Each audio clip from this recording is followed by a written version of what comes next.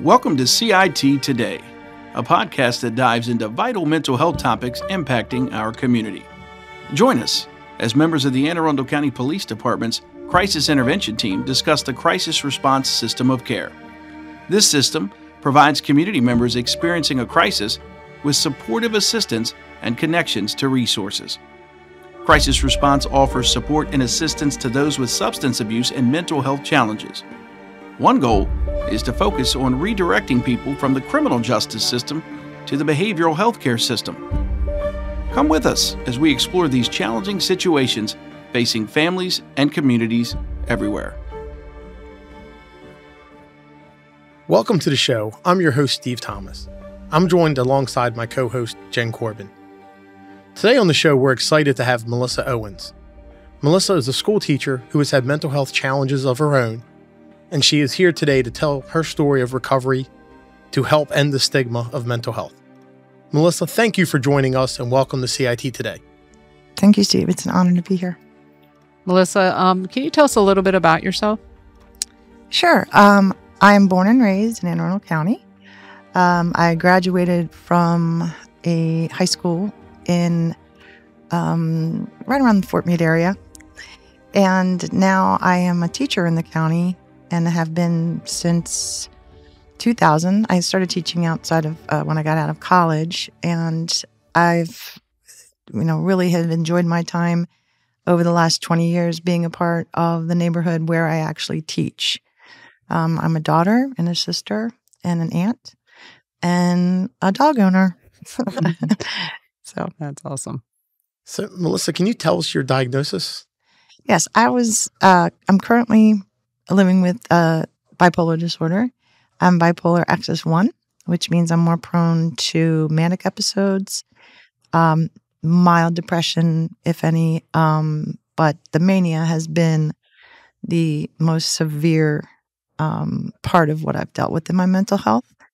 I was originally diagnosed in 2000 with schizophrenia, which has a lot of shared symptoms as bipolar disorder. So, it was a fair assessment at the time because I really didn't have any history. I was diagnosed fairly late onset. And once we got the meds straightened out and the right cocktail and everything, they realized it was truly bipolar axis 1. And that's how I've been treated ever since. Can you tell me a little bit about the first encounter you had with police due to your mental health and your diagnosis? The first encounter I had was actually in California. I was living in Northern California. I had been part of an exploratory school up there who had me doing consultant work, but that had finished up. I was under a lot of stress, kind of in an environment where the people didn't know me very well, so they didn't really have a baseline to determine my behavior. So I ended up driving in the middle of the high Sierra Desert, ran out of gas. Luckily, a police officer noticed I was in distress and took me to a hospital, and I was put in for a 72-hour hold at a mental health facility, but they couldn't hold me because I was not a danger to my threat to myself or others. So after a matter of weeks, I ended up very manic again and distress. Luckily, called my wonderful support system at home, my parents, who brought me back to Maryland. And then I had my first encounter with Anne Arundel County Police. I was going into crisis at my parents' home where I was staying. We lived very close to Fort Meade. I was having paranoia and delusions and, hallucinations and all the things associated with psychosis. And one of my paranoid delusions was that my neighbor that worked for NSA was a danger to himself. And so I put a knife through the tire in his car. And of course, he was a great family member and said, "This is not Melissa. She's not violent. She's experiencing emotional stress. She's having a mental health crisis." And they called 911. And actually, at the time, there was a crisis team in Anne Arundel County. It wasn't to the level and development it is today, but luckily there was a form of a crisis team. I carried the card around. My mom carried it as a wonderful reminder of their ability to come and provide a normalcy to the situation, reassure them that, because they were scared. Police cars showed up, and they were like, no, no, no, this is fine. We're going to treat this as a mental health. She's not going to go to the police station. She's going to go to to the hospital where she'll receive treatment.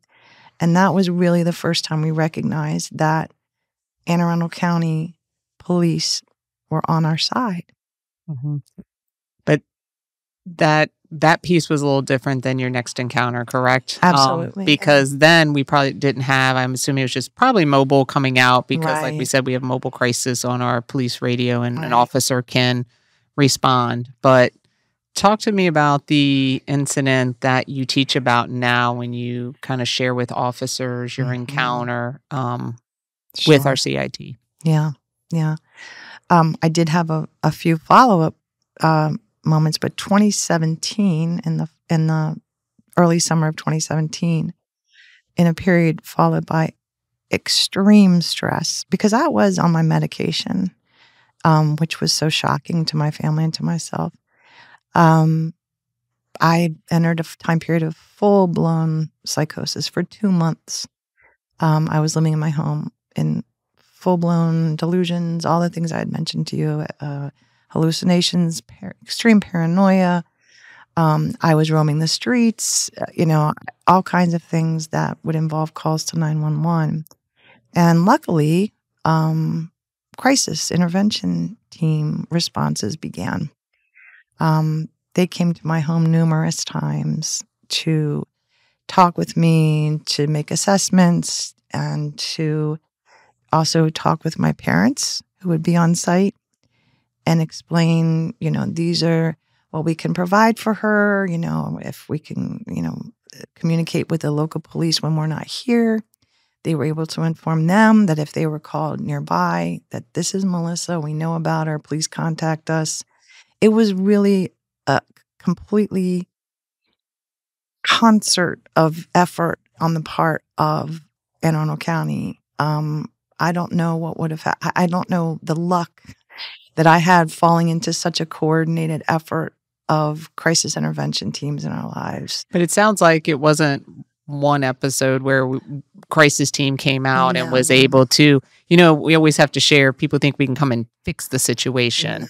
This isn't fixed. This is stabilizing and moving towards something. So it sounds like I know you and I talked before the podcast started about your behavior and how people were so protective and helping you that it maybe kind of hurt you. Can you share a little bit about that piece? Yeah, absolutely. And that's why they were, I'm so thankful to them for continuing to come out each time, because my behavior was so erratic. I would leave my home. I would have like the music blaring full on in my car in the street and just walk off across county lines into the city.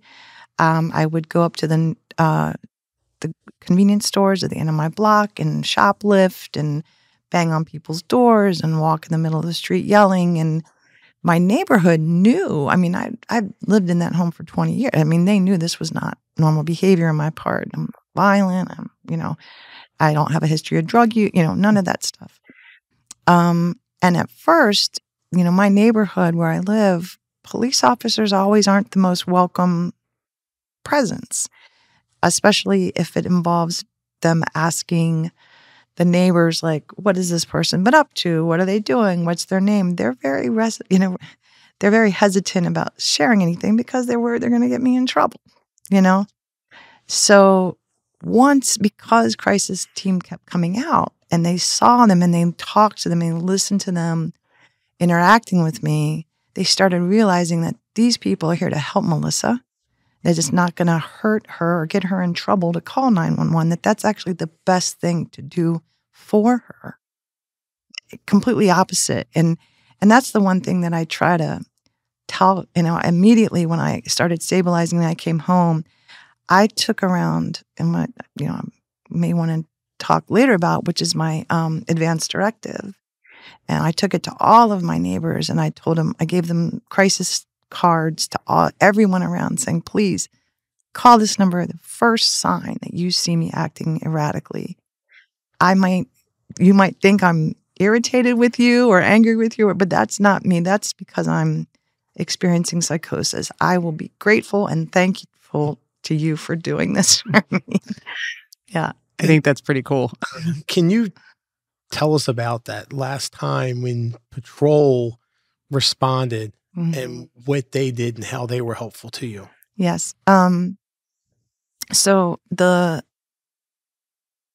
was a scene in front of my house, and that's really the best thing I can refer to it as, is a scene where my behavior had been very erratic, and concerns from the neighbors were called that I might get injured. My street has very fast cars going down, and they were concerned that I would be injured. So there were actually a trio of cars sort of surrounding me, and that was really for my protection. At the time, of course, my paranoia is like, I'm being surrounded, but they're actually trying to stop cross traffic from harming me while they assess me and, see if am I stable, am I a danger to myself, and is erratic. And I demonstrate this in the presentation. I am moving all over the place. My behavior is extremely erratic, and they just stand there and remain calm and just talk. I can see they're just sort of looking at each other like, what's okay? What do we need to do? And then just calmly ask me to go back onto my property, which was great. Later in the background, my parents and my sister know this routine because it's not the first time. They're getting the court order to have me taken in to the hospital because I'm not willing to go myself, right?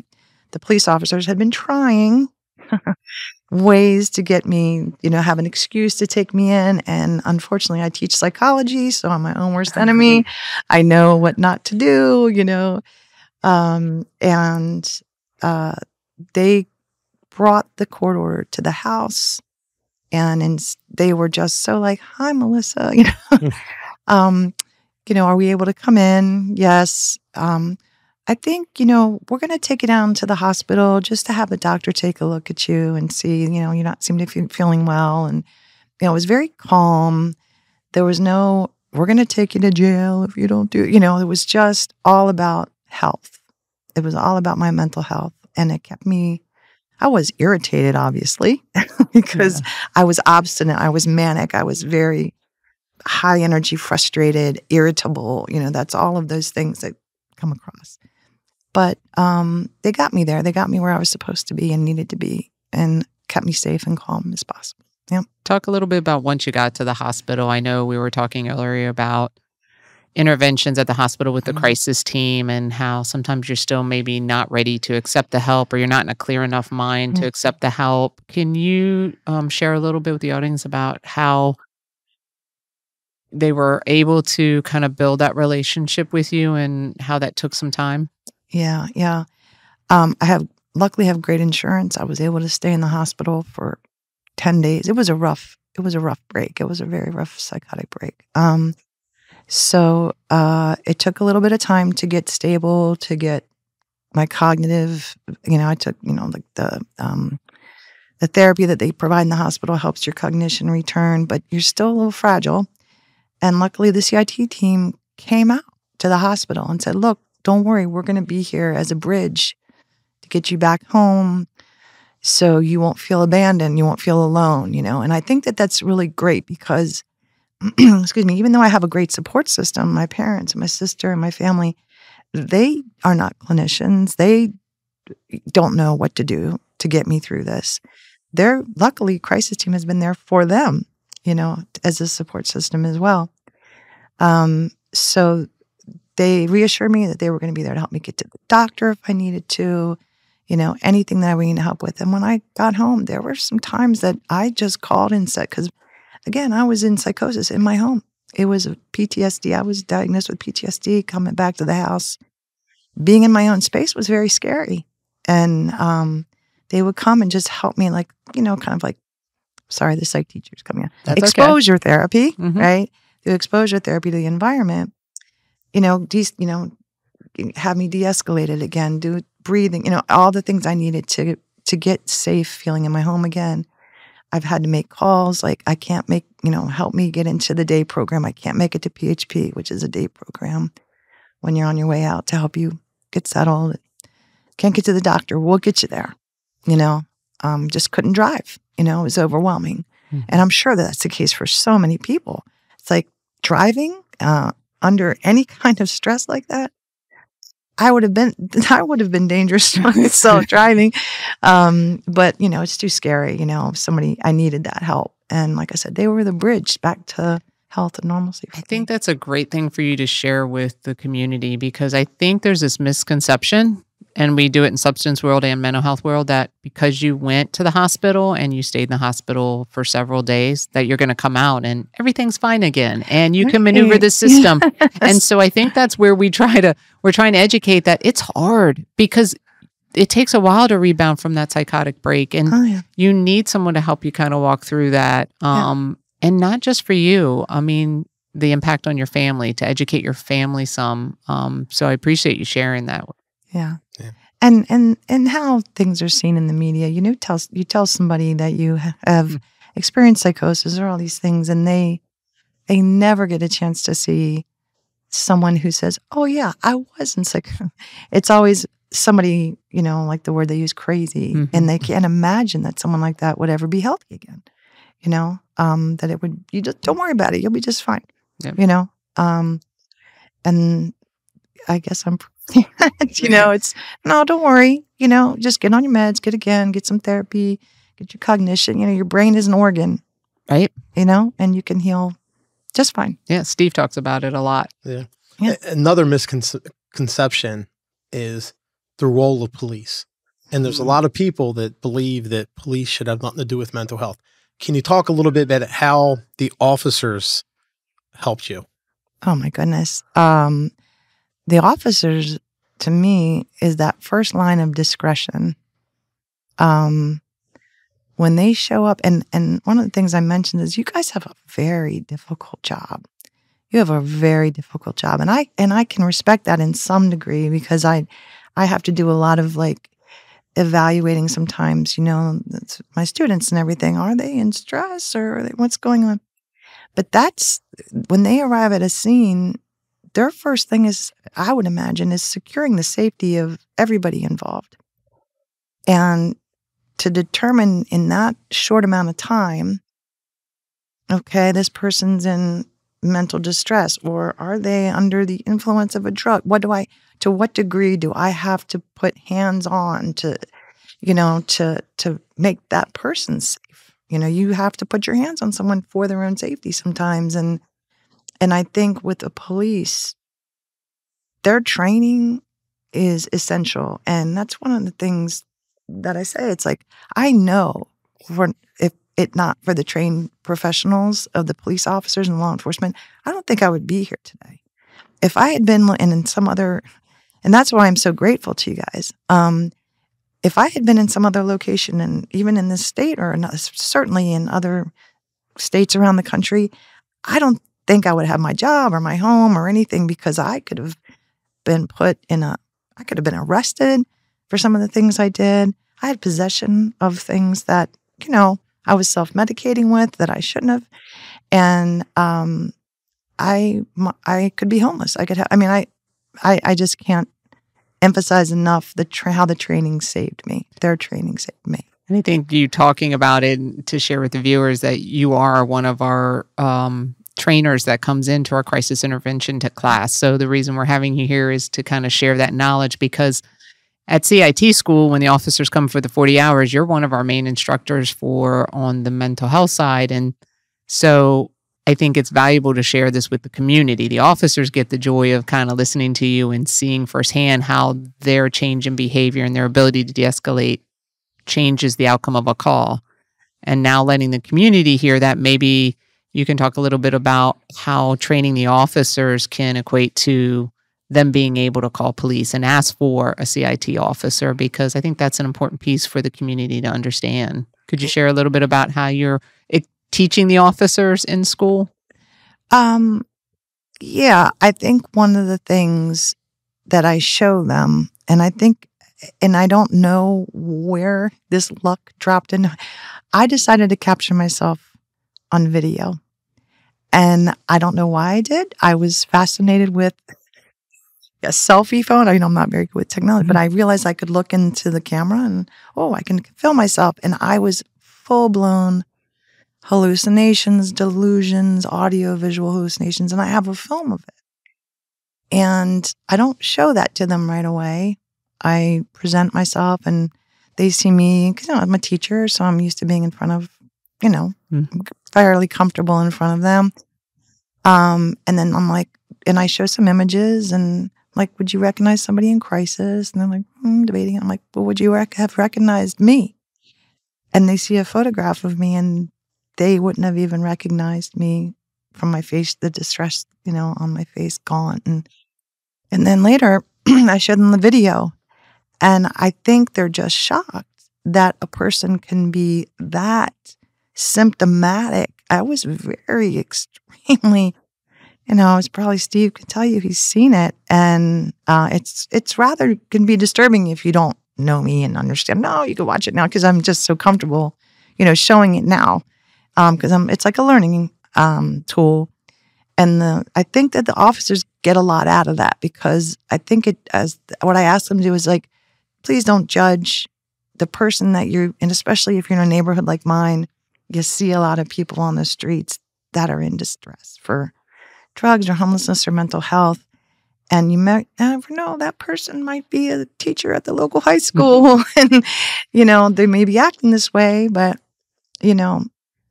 try to keep an open mind that the person you're talking to may have an entirely different life than what you're thinking in your mind when you interact with them.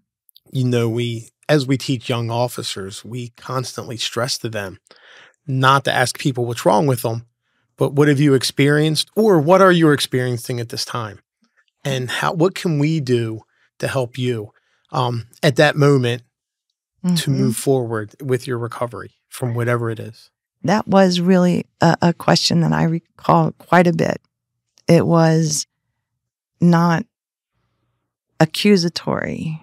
None of the questions were like, I hear you've been up at the store. It wasn't like that because they've already heard those complaints by the time they arrive. And that would have, because I was paranoid, from me, I can only share my story, but I would get really irritable and, belligerent. I'm not violent, so I wouldn't get anybody's face or anything, but, they knew me and that was me. And, so they did. They just came up and said, so what you been doing, Melissa? And if I was like, oh, I've just been sitting here on my porch and I'm completely lie, like I'd been walking all over the place. And they're like, okay, she's concealing what she's been doing. And they would just, assess and go through all that stuff. And that's good police work and it's good mental health, procedures all at the same time. You got to be trained in both, I guess, to serve, the needs. And also I can't forget to mention that the shattering of the misconceptions of those police to my neighbors now they're like, wow, we can have cops here in the neighborhood knocking on my neighbors invited police up into their yard so they could get closer to me, right? And that's a sign of real trust in the law enforcement community to allow that, because you don't see that all the time in my neighborhood, and that really, I think, opened a bond up with the people in our community and the police. Well, let's talk about those steps, because you shared with your neighbors what to do if you're in crisis and you took cards around. We talked a little bit earlier about stability and kind of once you're stable, how do you maintain that and how do you identify if something is starting to slowly become a trigger or you're starting to have issues. Can you share a little bit about what you do to maintain and how you know when things may be starting to slip away? Sure. The most important thing is I keep a regular every 3 months or every 2 months if I need it appointment with my clinical nurse practitioner, my doctor, basically, who manages my medication and who keeps, regular checkups on me, because he can read me like a book at this point. I've been seeing him for 20 years. And I take my medication every day without fail. And then I also make sure that to incorporate the things I learned in the hospital about managing my stress. Number one, I believe for any ailment of our body is stress, exacerbating symptoms, and that's my number one thing. So walking, trying to have all that kind of stuff. But I have a checklist, and so does my sister. We're both bipolar, and as soon as we get irritable, we call each other up and go, "Wait a minute, are you not sleeping in your room? Let's go through your checklist." And then we kind of keep ourselves accountable. And as a backup, I think I mentioned the advanced directive. I have a whole list of symptoms listed in there. And I've mailed it out to all my friends and family and said they have permission to speak with each other. Everybody share everything, very open book. And the number one thing I ask them to do is not to tell me that they're calling crisis. Don't tell me. I will mask my symptoms, and I will thank them for it later. I promise. But that way they know, my parents have the paperwork, they don't have to wait for the court and all that kind of stuff. So, with bringing up your mom and your parents, and I'm thinking back to the video you have when my mom's in there with your mom and how supportive. Can you give some recommendations to family members what they need to do to help? And maybe family members whose loved ones don't want them to call crisis. Like you're saying, what can you tell them? Yeah. It's tough. Luckily my family was very proactive. We went to NAMI meetings after I was diagnosed. And so my mom knew she struggled with, we got to put the papers in to have her, put in for involuntary hospitalization, but they knew it was for the best because we would have conversations after. Unfortunately, for many, they don't respond, the same way. Just remember, it's for their best interests that they get the help they need, and you can't provide it. I think a lot of people feel like, well, I'll just talk to them, I'll be their therapist, I'll be the one that takes care of them. It's like, no, they need professional, they need medical care. They need, make the call. You don't make the call. Let somebody who knows what they're doing make the call, and you may feel like it's for they're going to thank you for it. Right. They're going to be thankful. Yeah. So I want to first say thank you, because coming on, putting your name out there, putting that you're a teacher is really the first step to helping us reduce stigma. I think telling your story too is super important. I think you're showing that there's success and that we don't have to have the stigma to go with the diagnosis anymore, and that we can be supportive and helpful. So first off, I just want to thank you for that. But kind of like last question, what thoughts do you have on your journey, and where do you see it going from here? Share some of the kind of teaching things or things that you're going to be doing coming up with officers and different people. Yeah. I'm excited. I never would have imagined that, 5 years ago, 6 years ago, that I would be able to do all these trainings, and I was asked to it. I mean, that was it's such an honor to be a part of all of that. Not just with the stigma, like you were saying, but also to try to maybe reach out to the police officers and help them see things a little bit from our perspective. I'm excited about something. The presentation that I work on is called Patient, Not Prisoner. And I've had the opportunity to share that. Your CIT team sent me to the Pittsburgh International Conference last year, which was such a great thing to take part in, because I was able to share with a larger audience that, it's people are like completely high functioning, and your time training and all this is going to make a difference in people's lives. So I'm hoping like long, shorter, medium term, I'd like to try to maybe bring that to a public policy level. If everybody there's a lot of people who don't know or talk to people that have mental illness that are high functioning.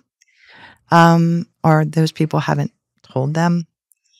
And they might not be aware that, or sort of in ignorance, like if you can change some public policy, if you can fund some more CIT teams, if you can make this more of a blanket approach to how to, address this interagency, because I was all over the state. So as more we can get in the state of Maryland and, gel that together, I mean, to me, that would be real success. And because I was only 3 blocks from the city line, I could have been taken. Yeah. I was luckily picked up by you guys. I could have very easily been in an entirely different place in my life. And so if there's anything I can do to, grow that program through the patient, not prisoner thing, I'm putting together what I can, and putting myself out there to be available for online trainings, for in-person trainings. I'm going to have a website going, and people can actually reach me if they're interested at patientnotprisoner@gmail.com. Awesome. Thank you. So that brings us to the end of this episode. A special thanks to Melissa for joining us during that riveting discussion on Anne Arundel County's crisis response system. We hope today's episode provided some critical information that may help you or a loved one. We would like to take a moment to thank our listeners for joining us. If you or a loved one are experiencing a crisis, please contact the Anne Arundel County Crisis Response Warm Line at 410-768-5522. This number is available 24 hours a day, 7 days a week. And remember, your actions may save a life.